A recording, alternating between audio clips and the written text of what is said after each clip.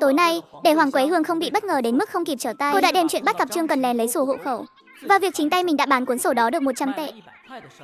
Kể cho Hoàng Quế Hương biết, đúng là đồ ăn cháo đá bát, lén lén lút lút đi đăng ký kết hôn với đàn ông. Nhà trai không thèm đến nhà dạm ngõ. Xính lê cũng chẳng có gì.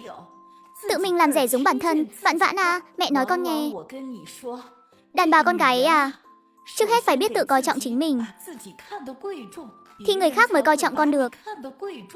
Bằng không, ngay cả bản thân mình cũng không coi ra gì, thì sao người khác coi trọng con cho được. Lăng Vãn gật đầu vô cùng tán đồng. Về điểm này thì phải khen ngợi đồng chí Hoắc Tiêu một chút. Dù là giả vờ với anh ấy, nhưng lễ vật mang đến nhà có thể nói là độc nhất vô nhị trong cả khu tập thể này. Việc đó đã giữ đủ thể diện cho cô và mẹ Hoàng Quế Hương. Đợi đến tối, cả nhà nhìn thấy các món thịt trên bàn đều kinh ngạc. Hôm nay là ngày gì vậy? Vừa mới ăn thịt xong lại được ăn tiệc tiếp. Định ăn sạch tiền trong nhà hay sao? Sau này không định sống tiếp nữa hay sao vậy hả? Quế Hương à, tôi nghe nói Vãn Vãn nhà mình thi đỗ vào bưu điện rồi. Bao Yến và Trọng Hồng Mai ngưỡng mộ vô cùng. Hai người họ tuy có công việc, nhưng chỉ là nhân viên tạm thời, lương cả đời cũng chẳng lên nổi 30 tệ. Thật sự là ghen tị đến phát điên. Đúng là Vãn Vãn đã thi đỗ vào bưu điện rồi. Bàn thức ăn tối nay đều là do Tiểu Hoắc mua ở tiệm cơm quốc doanh về đấy, để chúc mừng Vãn Vãn có công việc mới. 2 ngày nay các người đều được hưởng sái từ Vãn Vãn, nên mới được ăn thịt đấy. Đúng là hời cho cái lũ ăn cháo đá bát này. Nếu không phải vì trời nắng nóng thức ăn không để lâu được, mẹ mới không thèm mang ra chia sẻ đâu. Để mấy mẹ con mình ăn mảnh không phải tốt hơn sao? Cùng lắm là cho thêm lão Trường nữa. Đây đúng là đại hỷ sự. Quế Hương à, hỷ sự lớn như thế này, có phải nên mở một chai mao đài ra chúc mừng không? Bà xem thức ăn ngon thế này cơ mà. Trong nhà có rượu ngon là ông lại tơ tưởng ngay, chẳng biết giữ lại chút nào cả. Mao đài cái gì chứ, rượu lão Bạch Can lần trước mua vẫn chưa uống hết đâu. Cứ uống cái đó đi.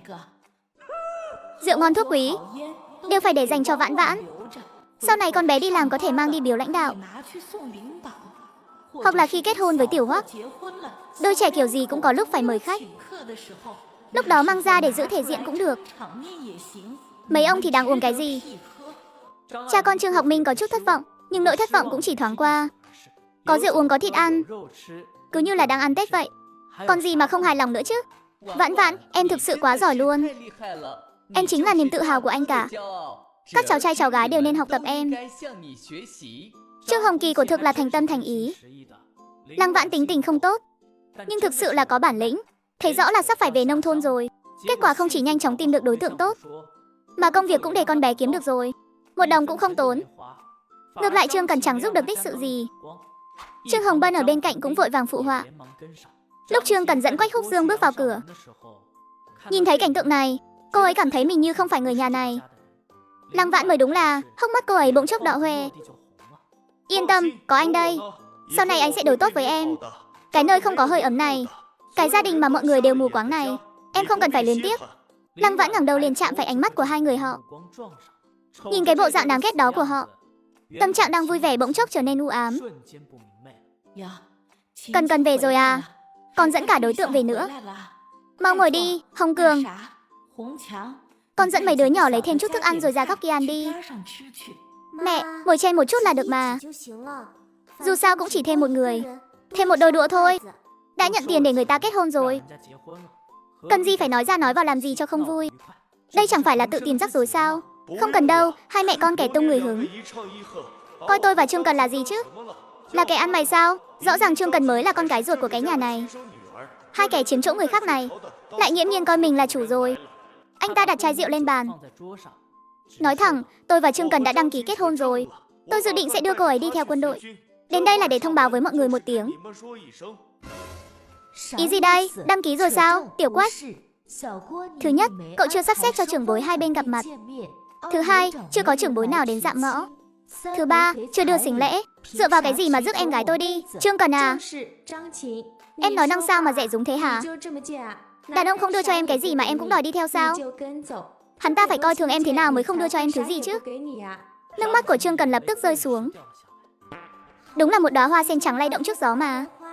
Hoàng Quế Hương đang định thêm dầu vào lửa nói vài câu, thì bị Lăng Vãn kéo tay áo. Mẹ ra ngoài với con một lát. Hồng Cường, em cũng ra đây nữa. Ba mẹ con đi theo Lăng Vãn ra ngoài. Vãn Vãn, con gọi mẹ và Hồng Cường ra đây làm gì? Đó là chuyện của nhà họ Trương. Chúng ta đừng có xen vào.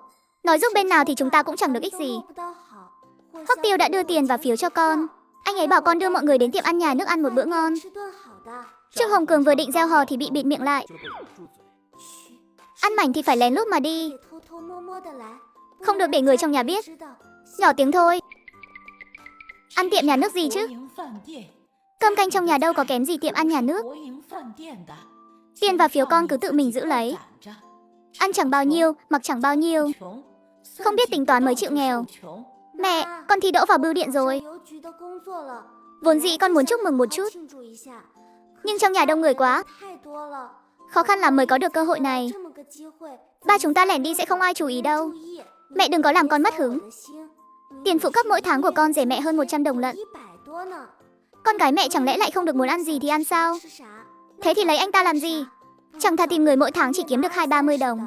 Hoàng Quế Hương đã bị lý lẽ của cô thuyết phục. Thế là Lăng Vãn dẫn theo hai mẹ con đến tiệm ăn quốc doanh đánh một bữa thật ngon. Trương Hồng Cường ăn đến mức cuối cùng hận không thể vịn tường mà đi. Chị mình tốt thật đấy. Mẹ nói đúng rồi. Trước kia chị tranh đồ ăn của mình chỉ là vì để bản thân mau lớn thôi. Lớn rồi kiếm được tiền sẽ mua thịt mua kẹo cho mình ăn. Chị dâu cả chị dâu hai toàn nói chị không tốt, ích kỷ lợi mình, chỉ biết lo cho bản thân, còn tranh cả đồ ăn của mình nữa. Hừ, bọn họ đúng là ghen tị. Bọn họ đúng là có tâm địa xấu xa, chỉ muốn thấy mình và chị không hòa thuận.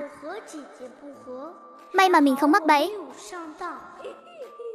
Chị ơi, sau này nếu có trứng gà ăn, phần của em đều cho chị hết. Em sẽ giúp chị tranh món thịt.